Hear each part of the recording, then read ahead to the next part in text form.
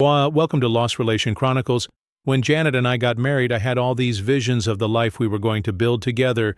You know, the kind with kids running through the house, muddy footprints on the floor, crayon drawings on the walls. But just a couple months after the wedding, she sat me down on the porch one evening, a sunset glowing across the pasture behind her, and said softly, "Russ, I've been thinking. I don't think I want to be a mother."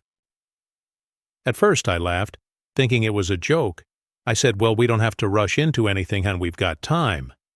But she shook her head, her eyes serious and distant. "No. I mean, ever. I've realized it's just not who I am. I love our life. I love you. But I don't want children. Not now, not later." I remember the air went still. Even the cicadas quieted down, like they knew this was one of those moments that changed things. I was hurt. No use pretending I wasn't. But I also loved her deeply, completely, and I saw that same love in her eyes when she looked at the land we bought, the way she threw herself into caring for the animals. How alive she seemed out there in the fields. I wasn't going to take that from her or make her feel like she wasn't. Enough, so I accepted it. We bought a small farm a few miles out of town. It was her dream, and I supported it every step of the way. If Janet wanted a 6F-figure thoroughbred horse flown in from Kentucky, I made it happen. If she saw a video about Brahman cows and decided the regular Holstein were too pedestrian for her taste, I made some calls and had a herd shipped in when she wanted a new diesel truck every year just to run errands in town. I never blinked. People whispered, "Sure." Said I was whipped. Said she was spoiled. But I knew what made her happiest was taking care of the animals and seeing her happy. That was enough for me. We had a beautiful life, or at least I thought we did. Then a few weeks ago, I got a call from Rachel, Janet's best friend. They've been close for over 10 years, thick as thieves, those two. I figured she was calling to plan something special for Janet. A birthday surprise? Maybe she sounded off, though. "Serious, Russell. I really need to talk to. I come by, it's important." I asked if everything was okay, and she hesitated. Let's talk in person." So I told her to come by the house. Janet was out at the co-op that day, picking up feed or something. I made coffee thinking, maybe Rachel needed help planning a trip or a party, but when she showed up, she wasn't smiling. She walked in like someone who didn't want to be there carrying a file folder, like it was radioactive. She sat down at the kitchen table and didn't touch her coffee. "Russell," she started. "You know, I love Janet. She's been like a sister to me for over a decade. But I can't keep this secret anymore. I didn't even want to know. But she told me everything." I sat there at the kitchen table with Rachel the folder. In my lap, like it might explode if I opened it too fast. My hands trembled. As I peeled it open, inside were screenshots of texts, copies of receipts, time-stamped photos, even a few printouts from social media that I had somehow never seen. My heart started to pound louder than the ticking clock on the wall while I was still trying to make sense of it all. Rachel said quietly, "Russell, there's more, and I'm sorry. I'm so sorry." I looked up at her. "How long?" She swallowed hard. 8 months, maybe more." I remember staring down at a vet bill, $3,400, for what was listed as a late-night emergency farm visit. The name on it, Dr. Roy Bennett. I knew the name well. The man had been to our property dozens of times, supposedly to check on the horses or help with sieving.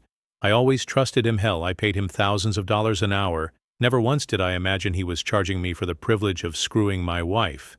"You mean to tell me that bastard was sleeping with Janet and billing me for it?" Rachel nodded. Her eyes were red but steady. "He played you, Russ." I wish I didn't have to say it like that. "But yeah, and there's something else. You know Dr. Bennett's wife, Marlene?" "Of course I know Marlene. We sit behind them every damn Sunday." "Exactly. Janet told me she and Roy would laugh about that, about how clueless you both were. I felt sick to my stomach every Sunday. That man shook my hand outside the church, my wife on my arm, his wife on his. He'd smile like a damn politician and ask how the farm was doing, and me, like a fool, I'd smile back and thank him for his help with the animals. Rachel kept going, each word like another shovel of dirt burying my heart. Russell. They were together in your house almost every day. I blinked.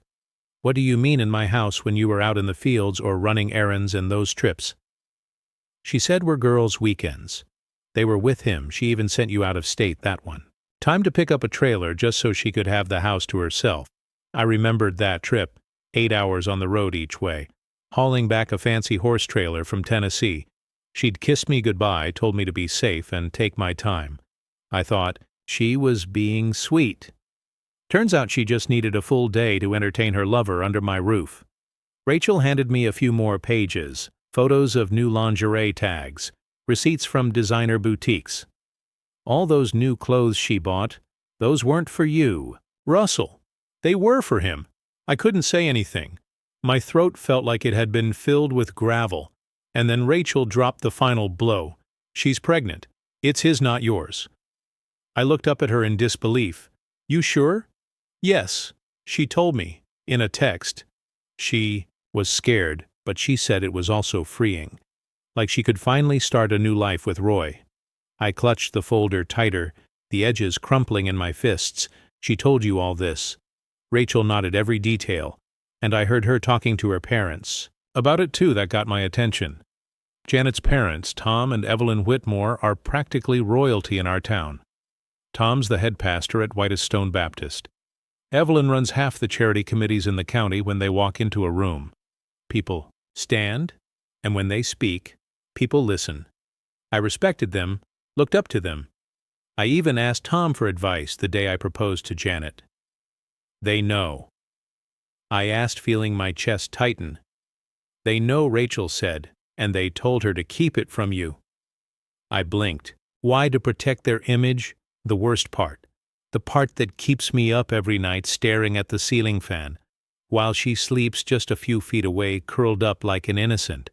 It's that I wanted to be a father, more than anything. I used to lie in bed and dream about hearing little feet on the hardwood floors, the smell of pancakes on a Saturday morning, teaching my kid how to ride a bike out by the barn. I had a name picked out, a few. Actually, I had this idea, naive, I guess, that Janet would come around, that one day she'd change her mind and say, Russell, I'm ready. And I'd cry, not just because I wanted a baby, but because I wanted a family with her. And now she's painting the damn nursery while carrying someone else's child, setting up the crib, while I sit here weeks after Rachel told me everything working, with a divorce attorney in another county, just to make sure word doesn't get out before I'm ready to strike. She still has no clue that I know she still kisses me goodbye in the mornings, calls me honey, and sends pictures of baby clothes from the store like I'm supposed to be part of this lie. What kind of woman does that? What kind of monster? My lawyer, a sharp, no-nonsense man named Ron Jeremy. Yeah, a guy with a reputation for ripping apart infidelity cases, told me the good news on our second meeting. You're in a non-com community property state, Mr. Foster, Ron said, adjusting his glasses and sliding a thick folder across the table. That means what you came into the marriage with and what you acquired independently remains yours. And with the evidence you've gathered, text messages, financial records, video surveillance, it's going to go very well for you. I nodded, quiet. Still processing. How soon can we file? I asked. We can file today, he replied without hesitation. But if you want to, time the delivery for maximum effect. He raised an eyebrow, waiting. I didn't even blink. I will clean the house and leave. She comes home to find only the divorce papers. No yelling, no scene, just closure. I mentioned the plan to my best friend Carl. We were in the barn fixing a busted hinge on the gate. He looked at me long and hard, wiping grease from his hands with an old rag. Russ, you sure you want to do it like that? Why wouldn't I? He sighed. Man, you're talking about leaving her. But that family, that's a tight circle. A lot of egos, a lot of reputations, and a lot of guns. I paused. You think I'm in danger? I think her brothers will be her uncles, some cousins from downstate. You know how that crowd rolls? You drop a bomb like that, they ain't going to care about who's right or wrong. Their instinct's going to be to protect blood, even after what she's done. He raised an eyebrow. They won't see what she did. They'll see what you're doing, and that'll be enough. I just don't want you walking into a hornet's nest and being at a disadvantage.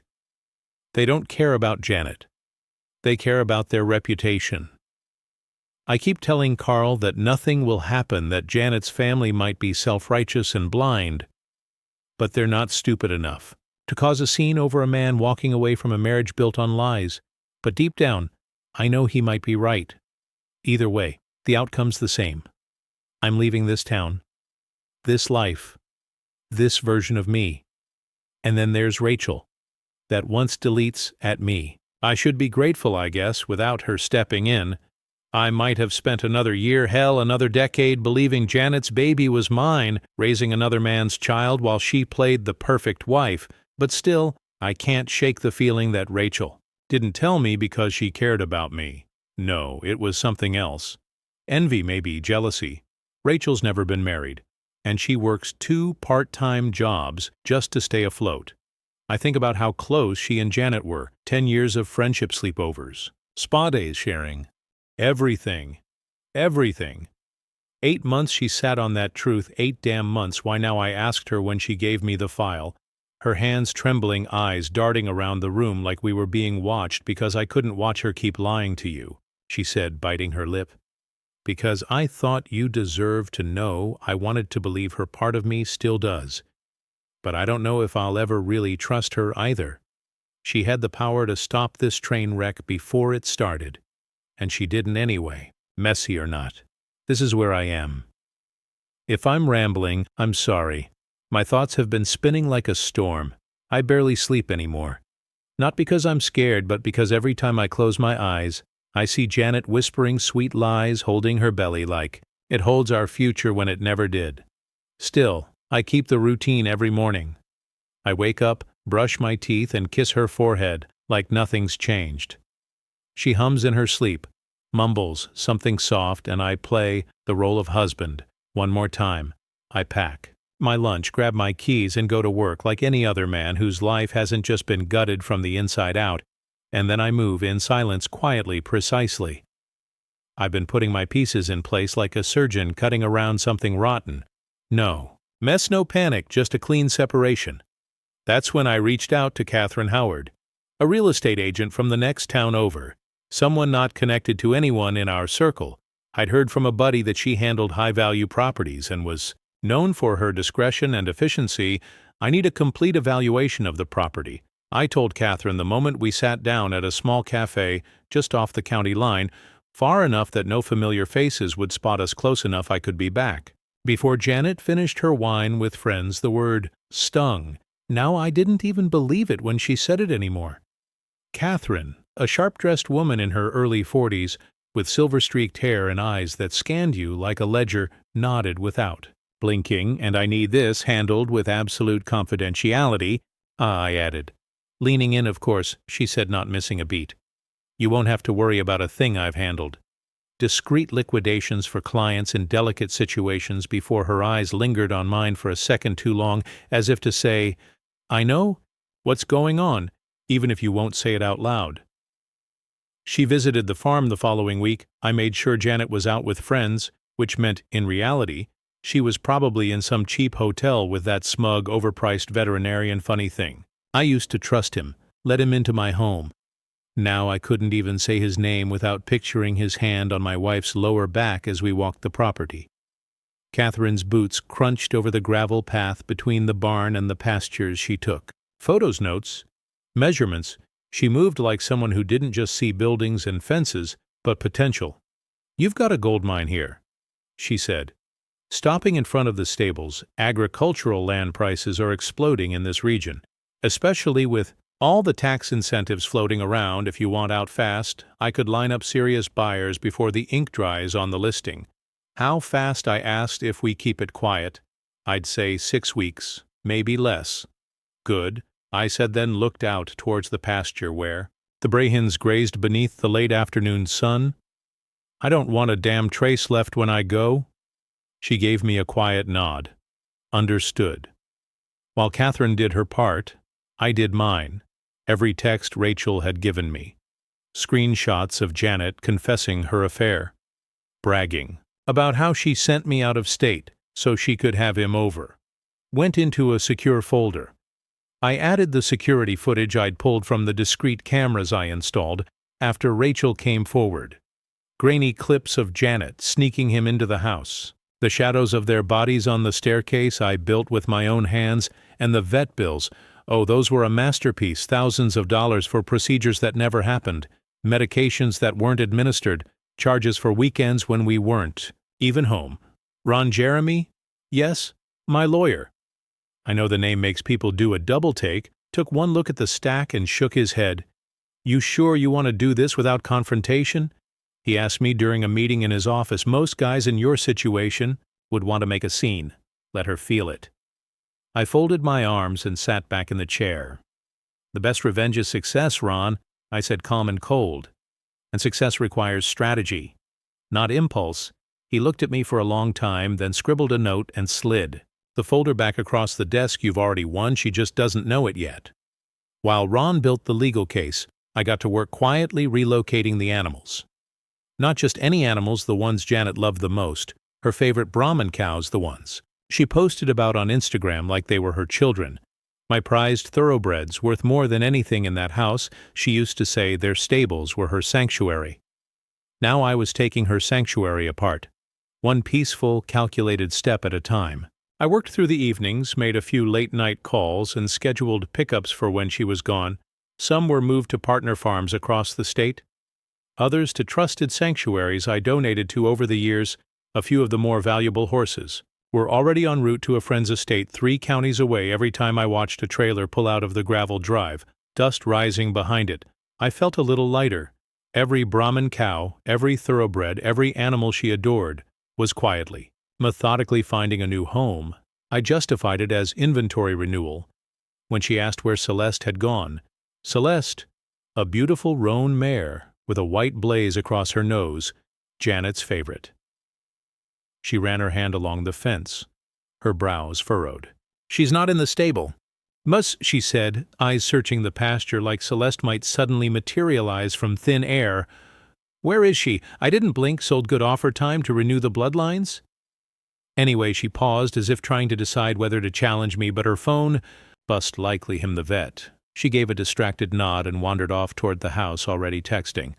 I watched her walk away, then turned back to the barn where silence hung heavy like mist.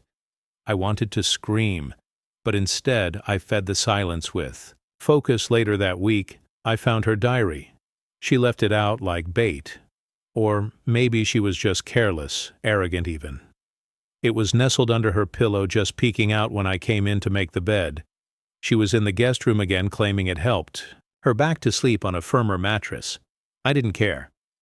I was grateful for the distance. I stood there staring at it, the soft pink cover with a tiny heart-shaped lock dangling open. The temptation to read it was overwhelming, just to know everything, every thought, every lie in her handwriting. But I didn't touch it. I didn't need more proof. I already had everything I needed. Her lover's name, the hotel receipts, the texts, the footage, the bank transfers. No, I wasn't looking for truth. I was executing a plan, and every day that passed was one day closer to my liberation. The hardest part. Sunday's church, standing in the front pew while my father-in-law preached about fidelity, virtue, the sanctity of marriage, his voice echoing off the walls as his daughter sat beside me, hands folded over her belly like she hadn't betrayed every vow he took. He knew, of course he knew, the old bastard looked everywhere. But at me his sermons had grown more thunderous, as if the louder he shouted, the more he could drown out the shame in his own home. And yet I stood there week after week, smiling, shaking hands, playing the beautiful husband, holding open doors, passing the donation plate, bowing my head during prayer. It was a trial by fire. You are stronger than you think. Rachel told me one afternoon at a quiet cafe on the edge of town. She stirred her tea, absently not meeting my eyes. Am I? I said, keeping my tone flat. Because I don't feel strong, I feel empty. Most men would have exploded by now, told everyone. Burned it all down. I looked past her through the window at Main Street. A boy zipped by on a skateboard, nearly colliding with an old woman carrying groceries. She laughed, studying herself on a mailbox. It's not strength, I murmured. It's survival, and survival requires patience. Rachel nodded slowly. Whatever her reasons for telling me the truth, she had become an invaluable ally. She passed along updates, photos, slips of overheard conversations, small things that confirmed what I already knew. She didn't ask for anything in return, and I didn't offer trust freely, but in a strange, bitter way, we were now tethered together by betrayal every night while Janet slept beside me, curled up like we were still in love. I planned my next move. I checked with Catherine. The sale of the farm was closed. The money was moved quietly, legally securely. The divorce papers were ready, tucked in Ron's briefcase, like a coiled snake waiting for the right moment to strike. And somewhere in all the silence and strategy, my new life was beginning to take shape in my mind. It was only a matter of time. Time is your ally. Ron had told me during one of our long, quiet walks near the lake. We didn't meet at his office anymore. Too risky, too visible every day. You stay calm, he said.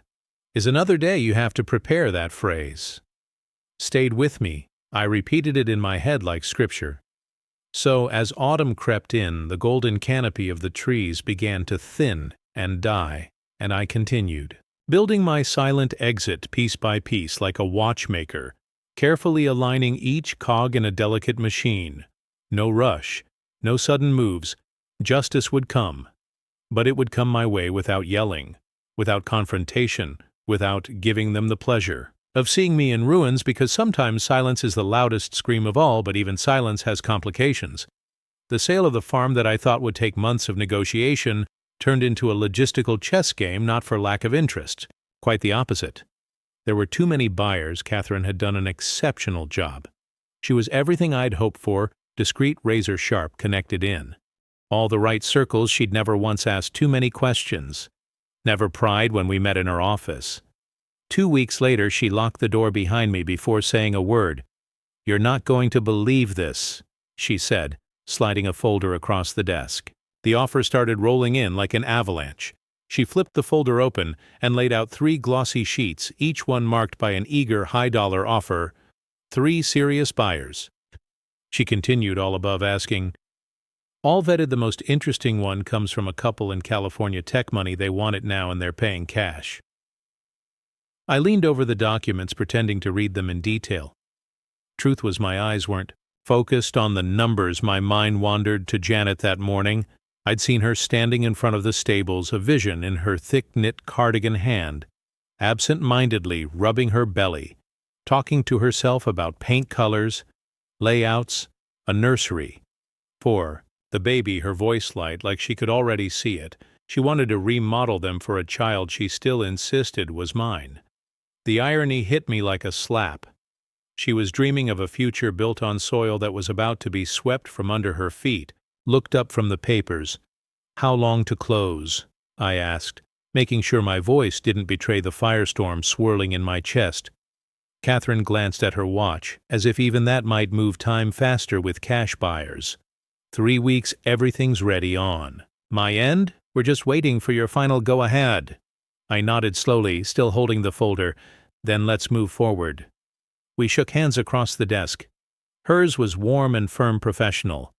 I appreciated that. No sympathy, no pity, just business exactly. What I needed, and outside the world kept turning, leaves kept falling, birds migrated, rain came and went, and life on the farm, it marched on, in blissful ignorance. Janet went about her routines, feeding the animals, calling her sister about baby names, stopping by the local boutique to browse baby clothes she'd never wear.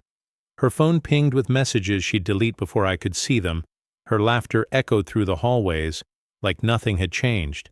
She had no idea that every object she touched, every piece of furniture, every plank of wood, every corner of what she considered her home was about to change hands one afternoon, while Janet was away at what she still claimed were prenatal checkups. I took the opportunity to do what needed to be done. I knew better. Her appointments were nothing more than rendezvous with the veterinarian. She thought she'd so cleverly hidden from me, but Lisley footprints, and I had become a tracker of her deceit with my camera slung around my neck, I walked the entire property, photographing every structure, every corner, every view, not from nostalgia, but necessity. These weren't keepsakes, these were assets, and I needed them documented for the final stage of my plan.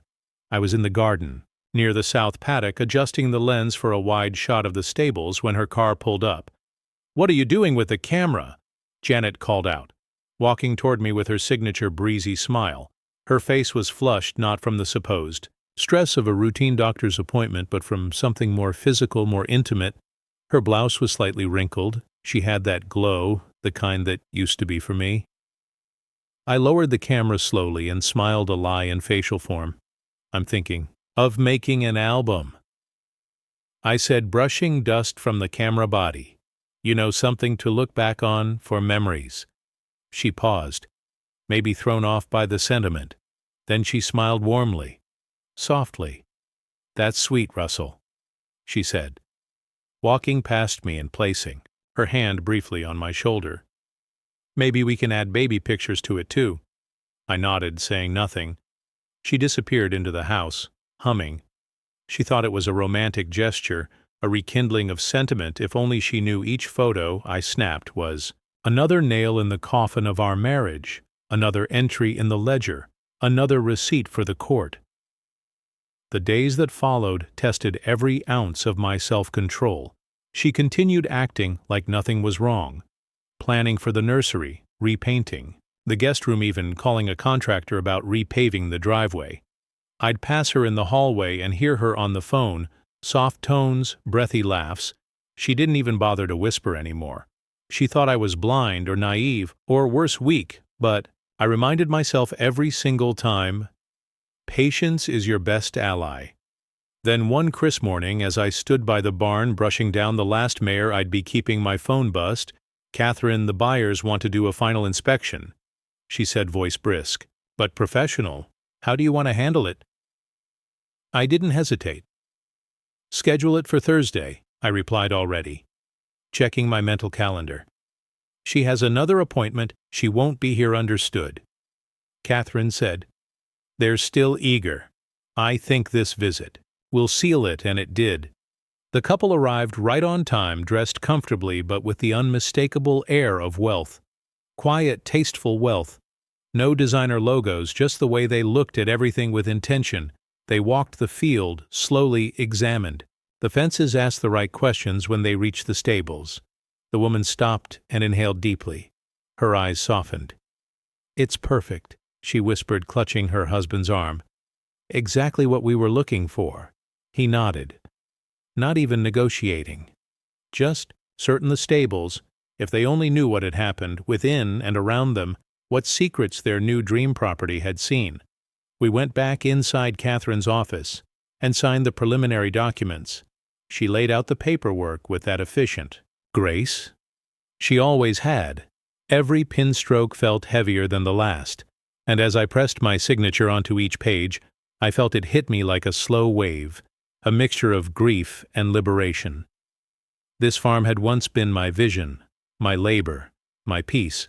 I dreamed of raising children here, of growing old with someone I trusted, of watching seasons turn while knowing my roots were deep in land I loved.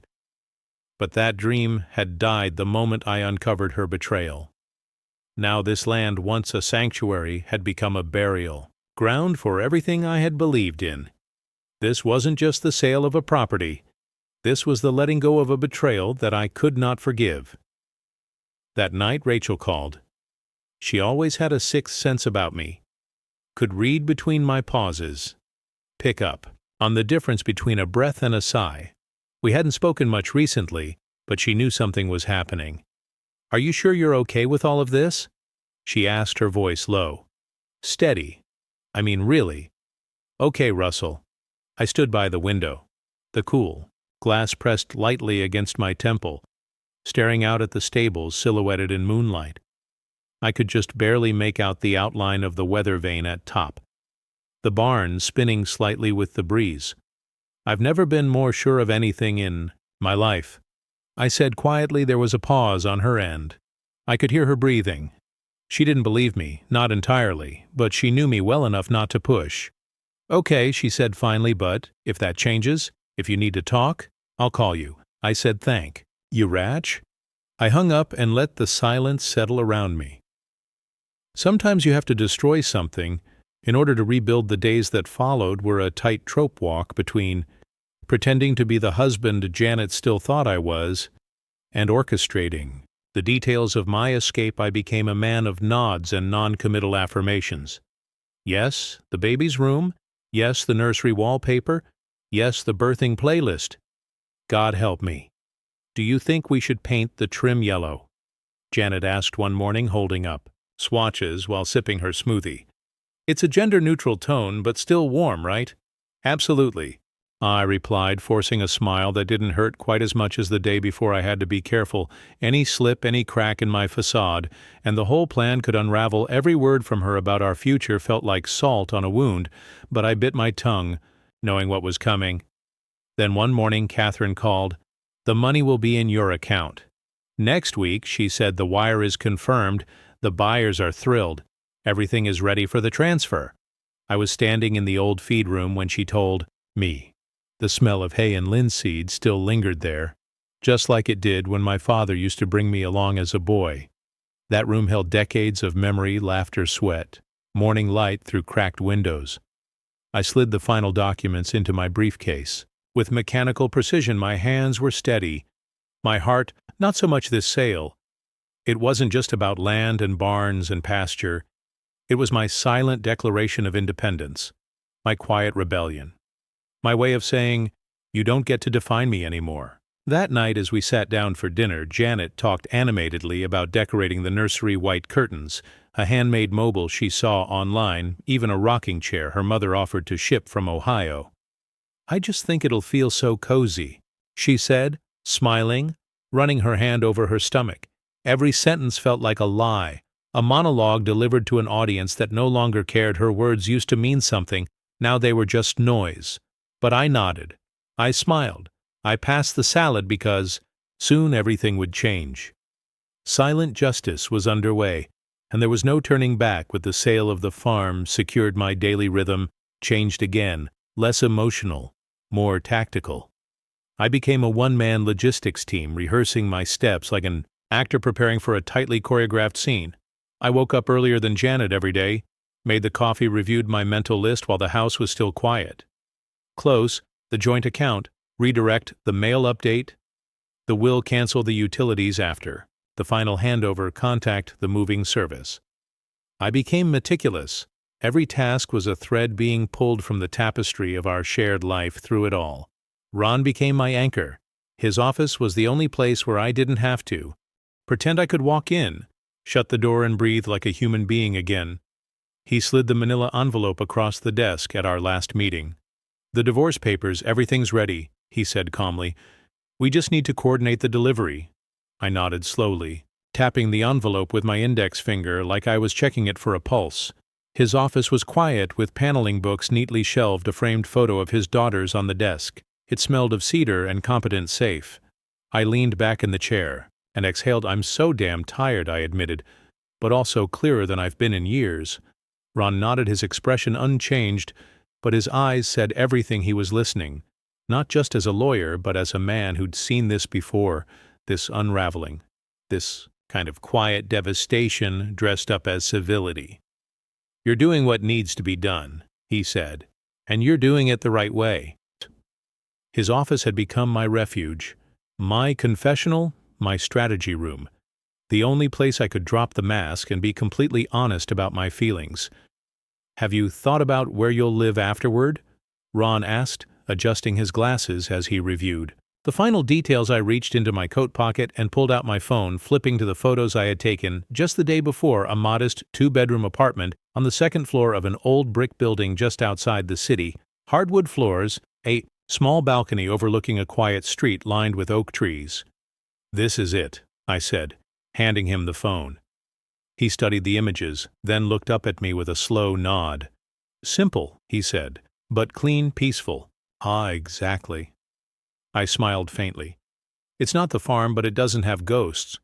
It wasn't just a place to sleep, it was a symbol, a fresh page, my own walls, my own key. No lies embedded in the floorboards. No double meanings in the air but Sunday mornings. That was the real test of endurance. Church had always been a sanctuary for me, a place to reset. But lately it felt more like a stage set for a deeply ironic play, watching my father-in-law stand in the pulpit, preaching about integrity, about covenant, and grace, while knowing full well that he was covering for his daughter's betrayal, made my skin crawl, and still I sat there every week, expression blank, voice steady when I sang the hymns, even when the veterinarian and his wife settled into their seats just a few pews ahead, heads bowed in fabricated reverence. I didn't flinch after one particularly strange service. As we were stepping out into the parking lot, Rachel walked up beside me and slipped her arm through mine like we were old friends. "Just catching up, you are a great actor," she murmured, keeping her eyes forward. "No one would suspect you know anything." I gave a quiet laugh, the kind that ends before it begins. "It's not acting," I said, watching Janet laugh with her parents near the car, her hand resting casually on her stomach. "It's survival." Rachel didn't press. She squeezed my arm once, and that was enough. She understood. She always had it home. I became a ghost in my own house, silent, methodical. I began packing the items that truly mattered. Old letters from my mother, my grandfather's watch, a leather-bound journal I'd kept since college, family photographs, the ones from before Janet, before all of this went into thick manila envelopes, my old college ring, the photo of me and my dog Boomer when I was 16, even the carved wooden box where I used to keep my dad's cufflinks. Each item went into unlabeled boxes, discreetly moved to a rented storage unit just off Route 19. Janet never noticed. She was too wrapped up in her appointments, her lies, her bubble of fiction and fantasy one afternoon. While she was off again, no doubt, with him, I sat on the edge of our bed and stared at the blank page in front of me. The pen felt heavy like a gavel. I wrote slowly, deliberately. It wasn't a letter of love or hate or longing. No bleeding heart. No pleas. No desperate rhetoric. It was a document of truth. A quiet, composed account of every lie. She told every moment I caught her in contradiction and every betrayal I had borne in silence. Names, dates, times, places, conversations. I wasn't supposed to hear photographs. Patterns the thinly. Veiled contempt behind her smiles. By the time I was done, the sun had dipped behind the trees. I folded the letter, placed it in an envelope, and tucked it into a folder alongside the divorce papers. It was never meant to be a confrontation, just to record a mirror. Later that evening I called Rachel. I wrote the letter. I told her it's all there. There was a pause on the line. I could picture her standing in her kitchen, arms crossed, biting her thumbnail, the way she always did when she was conflicted. "Are you sure you want to do this without confrontation?" she asked gently. "Just leave a letter and disappear." I stared out the kitchen window at the empty pasture where the horses used to run, the same field where Janet once said we'd grow old together, where we'd teach our children to ride, where I proposed, and where she'd snuck out to meet him when she thought I was asleep. We were seated in the same corner booth of the little coffee shop on Westfield Avenue, the one with the fogged-up windows and the quiet hum of acoustic jazz in the background. It had become an odd sort of refuge for me, especially after the night Rachel told me the truth, the unbearable, unforgiving truth about Janet and her affair. I stared into the cup between my hands. I hadn't taken a sip. The coffee was lukewarm by now, swirling from the idle movement of the spoon. I kept stirring. Rachel leaned forward, elbows on the table, her voice low but firm. "You still don't want to confront them, not even once, not even to say, 'I know.'" I shook my head. Slowly, eyes fixed on the thin, circular waves in my untouched drink. Confrontation would only give them the satisfaction of seeing me hurt. I said, my voice calm, level. "They cry, apologize, make excuses, maybe even twist it into something. That somehow becomes my fault." I looked up and met her eyes. "I prefer they face the consequences of their actions without the luxury of justifying themselves. No drama, no showdown, just reality hitting them like a wall." Rachel sat back in her seat and sighed. "You're colder than I expected," she said, not unkindly. "I'm not cold," I replied. I'm tired, there's a difference. The days that followed blurred together in a strange, slow-motion reel. There was something almost dreamlike surreal about watching someone plan a future that was seconds away from collapse. Janet was radiant in her delusion she floated through. The house with that smug serenity she always wore when she thought she had everything under control. She filled the nursery with catalogs and Pinterest boards. She talked endlessly about color schemes, baby names, future vacations, and godparents, and I listened. I listened as she whispered on the phone to him in the next room, not realizing that I could hear everything. "No, he doesn't suspect a thing," she said once, giggling softly. "Honestly, I think he's just relieved. I've stopped nagging him." There was silence on the line for a moment. Then another laugh. "Of course the baby's yours," she said. "God, don't be paranoid." I sat at my desk typing up a checklist for the moving company. Feeling nothing. The baby she carried, once imagined as my child, had become a stranger to me, just another part of her life. I grieved that child quietly, not because it was gone, but because it had never really been mine. At my final meeting with Ron, he handed me the last envelope, thick and clinical. His office smelled of oak and paper, like permanence. Timing is crucial. He reminded me, tapping the folder. "Once you deliver the papers, everything will be set in motion. There's no turning back, I know," I said. And I meant it. I'm not looking back, not once originally. I had toyed with the idea of delivering the papers at Thanksgiving dinner, a dramatic finale, a public reckoning, but I realized that would turn my pain into a performance, and I wasn't interested in giving them a show they didn't deserve an audience. Instead, I chose the house. Our house, the one filled with silent echoes and memories that no longer felt like my own the night before the appointed day. Janet fell asleep beside me, her hand resting lightly against her belly. I stared at the ceiling, eyes wide open. The soft glow of the moon traced familiar shadows across the room. I thought about the first time we made love in this house, the night we painted the kitchen and ended up with more color on our clothes than on the walls. The time she cried in my arms after her mother's biopsy, the way we used to sit in the porch swing on summer nights, sipping wine and whispering dreams.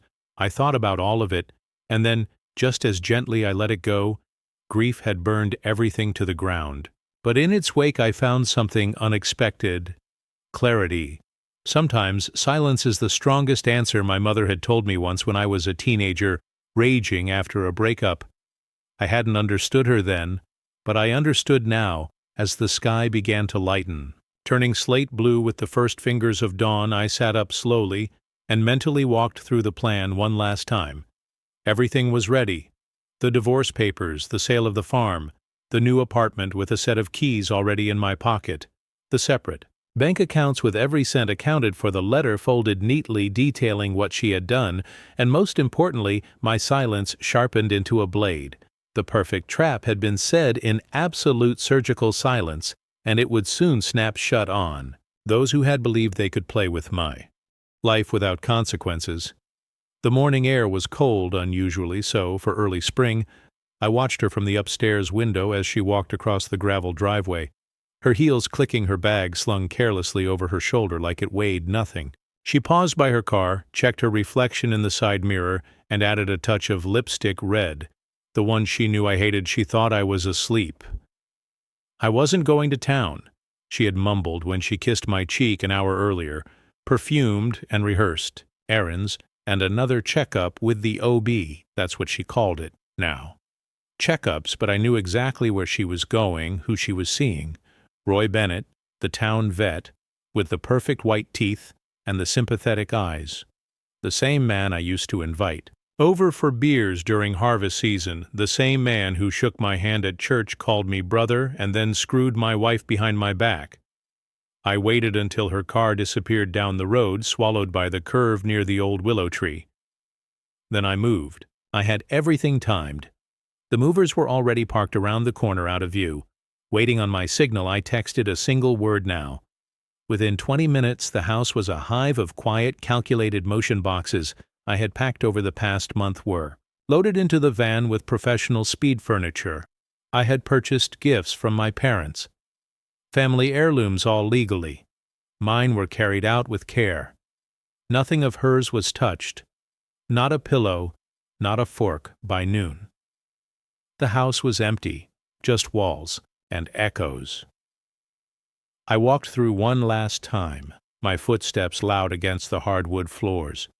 I stopped at the kitchen island, the very place where she once cried and told me she couldn't wait to be a mother, and then laughed weeks later when she thought I wasn't listening and told Roy she wasn't sure if the baby was his or the other guys from the conference in Charleston. That kitchen had hurt too much. I took off my wedding ring. It didn't come off easily, not after all those years I twisted it. Once, twice, then pressed it hard against the counter edge until it bent. It screamed under the pressure, the metal warping. I left it beside the letter centered on the table, gleaming in the late afternoon light. She would see it as soon as she walked in. Janet came home and found it to be very silent. The door was open, and there was just one table in the middle of the room. She panicked. "Where is everything?" Then she saw the envelope, and on top of it, a twisted piece of metal. She looked closely. It was Russell's wedding ring. She quickly opened the envelope and started to read the letter. "Janet, I know I've known for longer than you think. I found the texts, the hotel receipts, the emails, the photos, the calls from your secret number to Roy's clinic after midnight. I found the prenatal documents with 2 different names used for the father's insurance. I watched you walk into his arms 3 weeks ago at the little inn off Highway 17. You were never subtle. You just assumed I'd never look. This ring. What's left of it is my final offering. It used to mean something, a promise. Now it's just a prop in a very bad play. I've grown tired of performing in by now. You'll notice the house is empty. Everything that belonged to me is gone down. To the last photograph, the farm has been sold, the bank accounts closed. The money is mine. Everything we shared is now mine. Because I earned it, a copy of this letter along with every piece of evidence has been sent to your parents. I know they already knew your father preached about loyalty and marriage while helping you hide the affair. Your mother looked me in the eye and smiled every Sunday while knowing the truth. I sent the file anyway, not to inform them, but to warn them. If they try to come after me, legally or socially, I will expose every lie, every conversation, every cover-up. I will destroy their name, their image, and the precious little reputation they've tried to maintain in this community. They can save face. All they have to do is back off. I filed for divorce. The documents are included in the envelope. You'll see that you're entitled to nothing, no money, no assets, no claim to what you never valued. Consider it a payment for the years I spent under the same roof. Your ex-husband, Russell. I knew she would panic. I imagined it as I sat on the balcony of my new apartment. The city lights flickering like low, burning embers beneath the night sky. My coffee had long gone cold. But I held the mug anyway. Something to keep my hands from curling into fists. The silence in the room behind me was unfamiliar, but welcome. No footsteps, no phone calls disguised as appointments, no fake laughter echoing down the hallway. Just me and the distant hum of a city too busy to care about my broken past. The phone buzz, it wasn't Janet, of course, not. She knew better than to call. It was Rachel. "They're panicking," she said without greeting. She called him first, Roy, then her father. Then she called me. She still has no clue. "That I talked to you, let me guess," I replied, watching a city bus rumble down the street. Daddy Dearest didn't appreciate being exposed. He was furious. Told her he already got your letter. Said he sent James and Kevin to find you. I figured. I sipped the bitter brew. Janet never had her own claws. She always borrowed someone else's. Rachel sighed on the other end. She's broke, Russell. No house, no money, no safety net. She told her dad she has nowhere to go. She had choices. I said, my voice flat, she just chose the wrong man and the wrong lies. I thanked Rachel, told her to be careful, and hung up. I didn't feel joy, not even vindication. Just a heavy calm, the kind that comes when the last domino falls, and all that's left is dust and broken pieces. 2 days later, I got the news Roy had been beaten badly. James and Kevin caught him outside his clinic just after closing. They didn't leave him with broken bones, just bruises and a message, one he clearly understood. Stay quiet. Get out. Never speak. Of her again? Why did they not do it at the starting of Janet's affair? Roy left town that night. Coward, or maybe just smart. Either way, it confirmed everything. I suspected this was never about love. Not for Roy. Not for Janet. It was control a game. I watched the shadows carefully after that, the front lobby. The alley behind the building. I memorized every face in the neighborhood. Every stranger who lingered too long near the gate. I started leaving through the back stairwell instead of the elevator. I parked 3 blocks away and walked the rest of the way home. I didn't post anything online. I didn't go to familiar places. I wasn't paranoid. I was prepared because I knew James. And more than that, I knew Tom. It wouldn't end with Roy. That beating wasn't punishment. It was containment, a warning shot, a cleanup operation to keep the family's name out of whispers and headlines. Janet's father wasn't mourning her humiliation. He was managing a crisis, a scandal. His own damn pride was bleeding out across church pews and dinner tables, and the man who had dared to humiliate him, the man who exposed the cracks in his carefully crafted empire, was still breathing. That's what this was now. Not about Janet. Not about the marriage, or the baby, or even me. Tom was coming. Not for justice, not for reconciliation, but for his own reputation. I quickly called Ron and explained him the situation. "Give me 2 hours," he said, "and stay inside. Don't even go near the window." I hung up, locking every door and turning off all the lights. I sat at the small kitchen table, the same one I had bought second-hand just a few days earlier. I laid my phone down and stared at it, half expecting it to ring again. 2 hours later it did. "Russell," Ron said, his voice calm and clipped. "I talked to the sheriff. He's a friend of mine. He's not going to make this official, not yet. Tom is a town pastor and a reputable man, so the police department does not want any protest from his followers. But he sent 2 officers plainclothes to your street. They're stationed just outside your building. Any car that pulls in, they'll know thank you," I said, exhaling for what felt like the first time in hours. "They won't touch you," Ron added. "Let them try." I didn't sleep. That night, I didn't even try. I sat by the kitchen table, lights off, watching the dark through the cracks of the blinds, waiting. It was just past 2 a.m. when the car pulled in, old pickup headlights off, rolled slowly into the side lot. I heard the tires crunching gravel. Then the doors opened. I didn't have to see them to know it was James and Kevin. I could feel them, 2 shadows from a life I'd buried, coming to take something they thought they still owned. They didn't get far. The silence was broken by a firm shout, something like "Sheriff's office hands where I can see him," and then everything happened at once. A blast, the low, guttural thump of a shotgun being fired, then a crack of return fire. Several shots in succession. I ducked instinctively, hearts slamming against my ribs for a moment. I thought the walls would collapse around me. Then silence, the kind that only comes after something permanent has happened. I stayed still until I heard the wail of sirens, the radios, the stomping boots. I didn't move until my phone lit up again. It was Ron. "They're gone," he said, both of them. "James opened fire on the cops. They retaliated." I swallowed hard. "They were going to kill me," I said. Not as a statement, but more like I was asking permission to believe it. "They were," Ron replied, "and now they're not." The next morning, the sheriff held a press briefing. It was all over the local news. Small-town scandal doesn't stay quiet for long. He gave only the facts.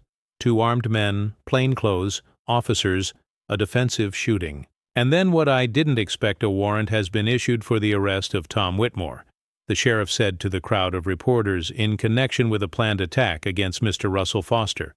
Tom Whitmore, Janet's father, Reverend Pillar of the Community Man of God. Now a wanted fugitive. He'd fled already. I knew he would probably packed up his wife and vanished in the night. There would be no sermons that Sunday. No holier-than-thou speeches from behind his pulpit. Just silence, but not.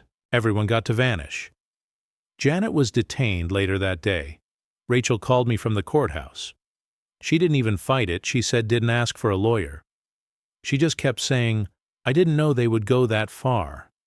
What did she tell them everything? That her father planned the whole thing, that he told Janet, that he will force you to take her back. That phrase, take her back. But I knew Tom Whitmore wasn't trying to save his daughter. He was trying to save his name. I walked into the courthouse.